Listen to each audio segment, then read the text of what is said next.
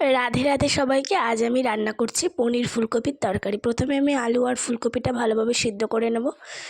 সিদ্ধ করে নেওয়ার পর আমরা একদম হালকাভাবে 80% সিদ্ধ আসলে আলু, তারপরেই ফুলকপিটা দেবো। তারপরে পনিরটা আমরা ভেজে নেব। পনিরটা ভেজে নিয়ে লাল লাল করে ভেজে নিতে হবে। ভেজে নিয়ে তারপরে উঠিয়ে রাখতে হবে। তারপর ওই তেলে একটু জিরে, তেজপাতা আর নেড়ে চেড়ে তারপর দিয়ে দেবো আলু আর ফুলকপি। দিয়ে ভালোভাবে নাড়াচাড়া করতে হবে। নাড়াচাড়া করার পর আমি কিছুটা ফুলকপি তুলে রেখেছি। ওটা আগে জলে, ওগুলো বেশি গলে গেছে বলে জল যখন ফুটবে তার আগে আমরা দিয়ে দেবো। তারপর একটা মশলা দিয়েছি, জিরে, ধনে আর টমেটো, কাঁচা লঙ্কার একটা পেস্ট করে। তারপরে দিয়ে দিলাম একটু জল দিয়ে ভালোভাবে মশলাটা কষিয়ে আলু দিয়ে দেবো জল। একদম পাতলা ঝোল করব।